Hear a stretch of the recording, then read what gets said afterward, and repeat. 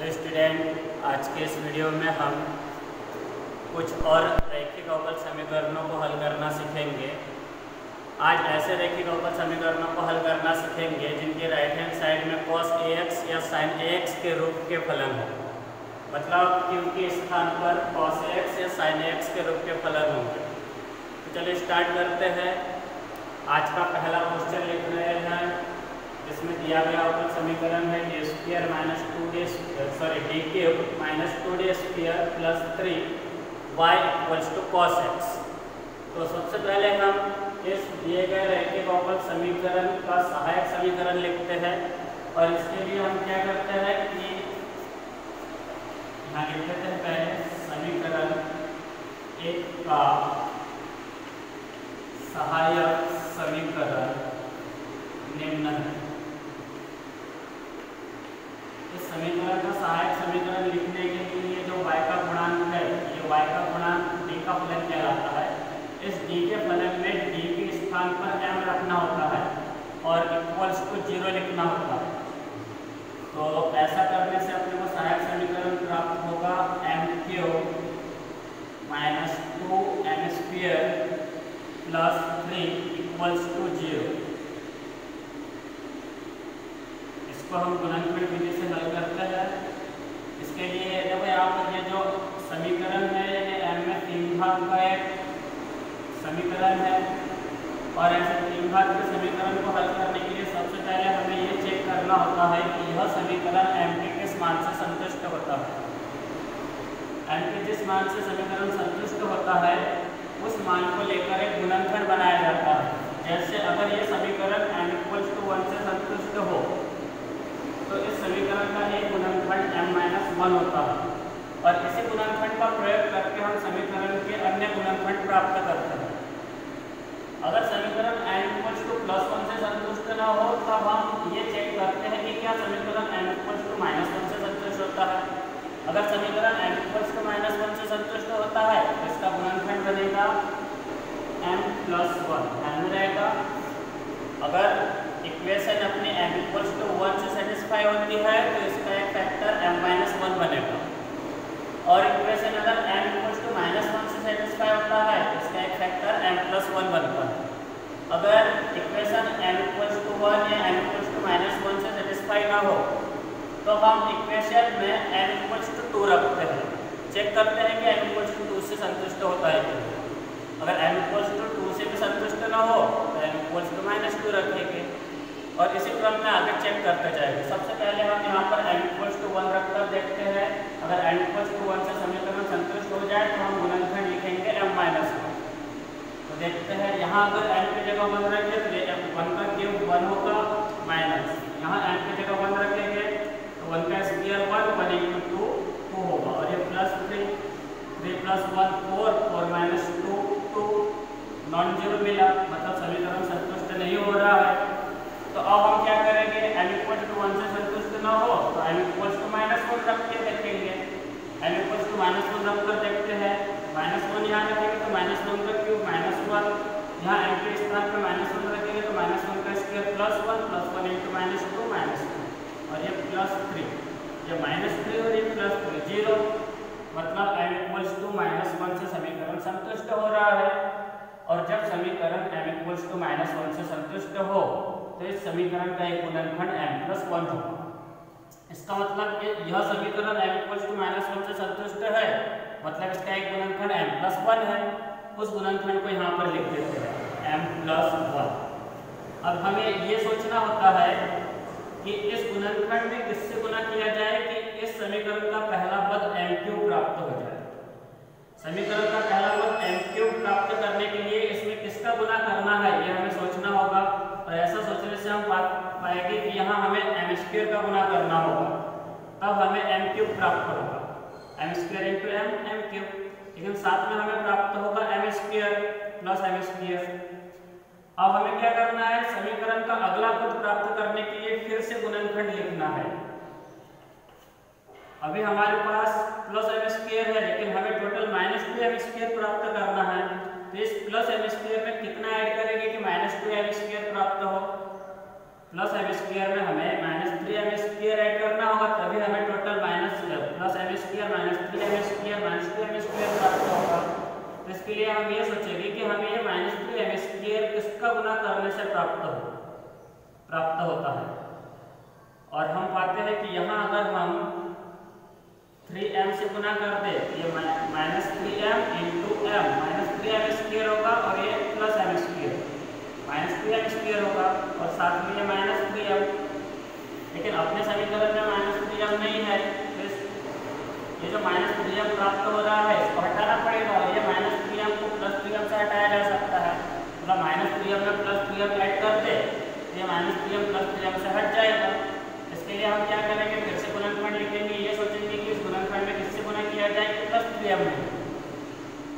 ऐसा सोचने पे हम पाते हैं कि इस गुणनखंड में 3 से गुना करना होगा, जिससे कि हमें +3m मिले और ये -3m कैंसिल हो जाएगा। और इस 3 का 1 से गुना करने के बाद ये 3 जो कि इस समीकरण का लास्ट पद है जो हमें प्राप्त करना था, और =0 जैसे को ऐसा लिख देते हैं। इसके बाद ये जो उभयनिष्ठ गुणनखंड है, जो कॉमन गुणनखंड है, इसको हम कॉमन ले लेते हैं। m+1 कॉमन लेने के बाद यहाँ बचेगा m² -3m। यहाँ से m+1 कॉमन लिए तो यहाँ -3m बचा और यहाँ पर m+1 कॉमन लेंगे तो बचेगा 3 + और इक्वल्स को लिखते हैं 0। यहाँ से प्राप्त होगा हमें m+1 = 0 और m² - 3m + 3 = 0। इसको आगे बढ़ाते हैं। यहाँ से m का मान प्राप्त होगा -1 और इस दूसरे समीकरण से m का मान प्राप्त करने के लिए सूत्र विधि का प्रयोग करते हैं। यह m² में एक वर्ग समीकरण है, इसको सूत्र विधि से हल करते हैं। m = -b मतलब -3 होगा, ±√(a² लिखा जाता है, b की जगह -3 है तो हम -3² लिखेंगे, -4 a की जगह m² का गुणा और c की जगह अचर वर्ग और अपॉन में आएगा 2a मतलब 2 × m² का गुणा जो कि 1 है। इसको आगे बढ़ाते हैं। m = -1 और यहाँ m मिलेगा -3 ±√(-3² 9 -12 2। फिर से आगे बढ़ाते हैं। m = -1 और m ये हो जाएगा 3 ± √(-3/2) m = -1 इस 3 के अपॉन में 2 लिख दिए तो 3/2 ये प्लस ये माइनस का रूट होता है आयोटा। अब रूट के अंदर बचा 3 तो √3 और अपॉन में ये लिख देंगे 2। अब n के मानों के आधार पर हमें पूरा फलन CF लिखना होता है, तो हम यहाँ लिखेंगे अतः पूरक फलन CF इक्वल्स टू, यहाँ लिखते हैं CF इक्वल्स टू m का पहला मान वास्तविक है और इस वास्तविक मान के लिए CF लिखते हैं इस टाइप से C1 e⁻ पहला मूल × x। लेकिन m का जो अगला मूल है ये अधिकल्पित है और ये अल्फा ± i⁻ के रूप में है। ध्यान रखना जब भी m का मान अल्फा ± i⁻ के रूप में हो तब हल लिखते समय सबसे पहले हमें e⁻α x लिखना है, bracket of C1 cos βx लिखना है प्लस C2 sin βx। ध्यान में रहेगा जब मूल अल्फा ± i⁻ के रूप में हो तब हल इस प्रकार से लिखा जाता है। और अगर इस रूप में मूल हो तो हल लिखने का एक दूसरा तरीका ये भी होता है। दो प्रकार से हल लिखा जा सकता है जब मूल अल्फा ± i⁻ के रूप में हो। एक प्रकार तो ये हो गया, इसका दूसरा टाइप ये है C1 e⁻ में अल्फा x लिखते हैं और cos βx प्लस C2 भी लिखा जा सकता है। या तो इस प्रकार से हल लिख सकते हैं और ऐसा नहीं लिखना हो तो यह इस प्रकार से भी हम हल लिख सकते हैं। तो हम इस प्रकार से हल लिखेंगे। यहाँ पर अधिकल्पित मूल के लिए हल हम इस प्रकार से लिखेंगे, मतलब क्या करेंगे C1 e⁻ में अल्फा x लिखेंगे, cos में βx प्लस C2 इसको मिटा देते हैं और अपने हल को आगे लिखते हैं। पहले मूल के लिए हल लिख चुके हैं, दूसरे मूल के लिए हल लिखते हैं। यहाँ हमें C1 लिखना था लेकिन C1 यूज हो चुका है, इसलिए हम C2 यूज करेंगे। C2 e की पावर में अल्फा x मतलब 3/2x, फिर cos beta x plus C2, beta मतलब √3/2 और ये x बीटा x प्लस लिखना है C2। ये अपना पूरक फलन CF है। इसके बाद हम विशेष समाकलन PI ज्ञात करते हैं। यहाँ लिखेंगे तथा विशेष समाकलन PI = 1/FD × Q। ये PI प्राप्त करने का फॉर्मूला है। इसको आगे बढ़ाते हैं हम।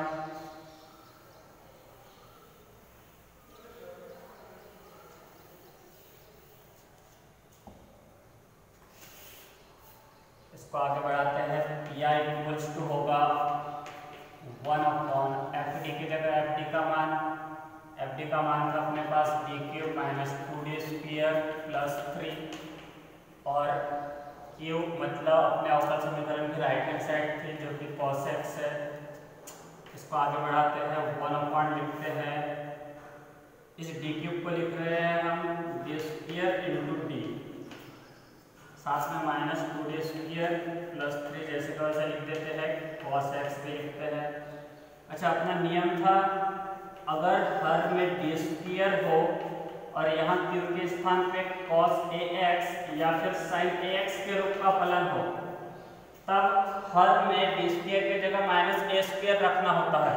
लेकिन ऐसा रखने से हर 0 नहीं होना चाहिए, ये इसकी शर्त है। मतलब q का मान cos ax या sin ax के रूप में हो, तब हर में d² के स्थान पे -a² लिखकर PI प्राप्त कर सकते हैं। लेकिन इसकी शर्त यह है कि हर 0 नहीं होना चाहिए। तो यहाँ पर देखो, यहाँ पर हमें q के स्थान पे जो फलन दिया गया है वो cos x है। cos x को cos 1x पढ़ सकते हैं और cos 1x है मतलब हमें हर में d² की जगह -1² लिखना होगा। तो यहाँ लिखते हैं हम d² के स्थान पे -1² और इनटू में ये d जैसे का ऐसे लिख देते हैं, -2 फिर से d² है तो इसको भी -1² लिखते हैं और ये +3 जैसे का वैसा इनटू cos x लिखते हैं। इसको आगे बढ़ाते हैं, 1/, ये माइनस और ये 1 का स्क्वायर 1 -1 मतलब माइनस और साथ में ये d -d और ये हो जाएगा -2 और ये +3 और यहाँ पर cos x। इसको फिर आगे बढ़ाते हैं,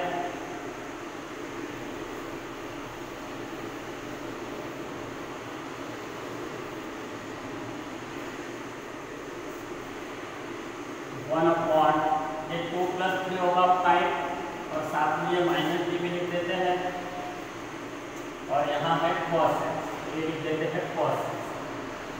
अच्छा, अपना नियम क्या है कि यहाँ cos ax sin ax के रूप का फलन मतलब हर में d² की जगह पे -a² लिखते हैं। लेकिन अब तो हमारे हर में d² नहीं है, तो हम किसके जगह पे -a² लिखेंगे? तो ऐसे सिचुएशन में हमें क्या करना है, हर में d² नहीं है तो d² लेके आना है। और d² कैसे लाएंगे? हर में d² लाने के लिए हर का परिमेय करना होता है। 5 - d के संयुग्म का गुणा भाग करेंगे इसके लिए, तो ऊपर लिखा जाएगा 5 + d, नीचे 5 - d के इनटू में 5 + d। अगर इससे कैंसिल कर दे तो फिर से वही स्टेप प्राप्त होगी हमें। इसको लिखते हैं 1/a - b × a + b वाले फॉर्मूले से a² मतलब 5 का स्क्वायर -b² मतलब a² और साथ में एक 5 + d को लिखते हैं cos x के साथ। इसको आगे बढ़ाते हैं, 1/25 - d²। इस ब्रैकेट के अंदर cos x का गुणा कर देते हैं तो ये होगा 5 cos x + d cos x। इसको आगे बढ़ाते हैं,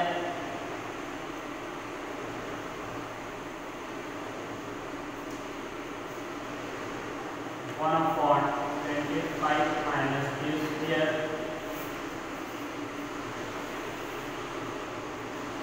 और साथ में भी 5 cos x लिखते हैं।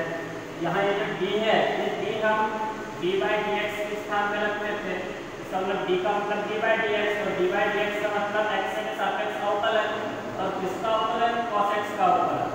इसका मतलब d cos x का मतलब होता है d/dx cos x, और d/dx cos x मतलब माइनस sin x। इसका मतलब d cos x को अपन लिख सकते हैं माइनस sin x, तो यहाँ d cos x की जगह लिखेंगे अपन माइनस sin x। अब इसको फिर से आगे बढ़ाते हैं।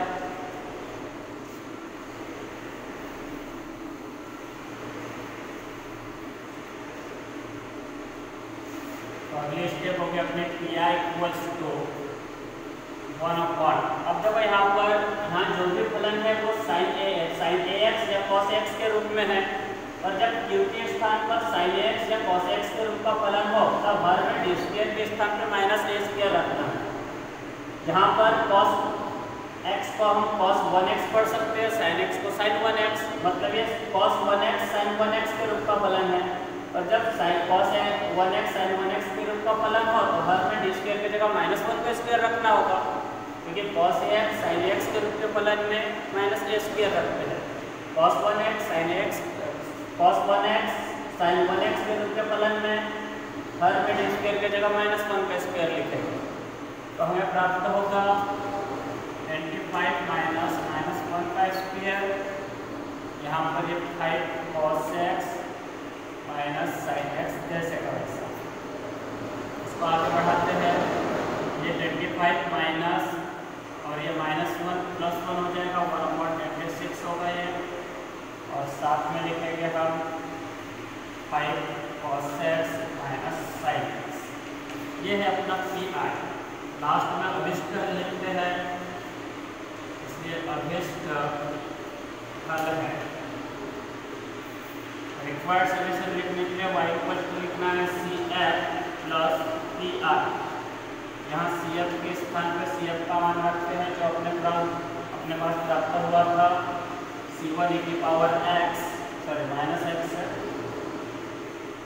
Plus C2 e to the power 3/2x cos √3/2x plus C3, और साथ में प्लस pi की वैल्यू जो है 1/26 5 cos x minus sin x।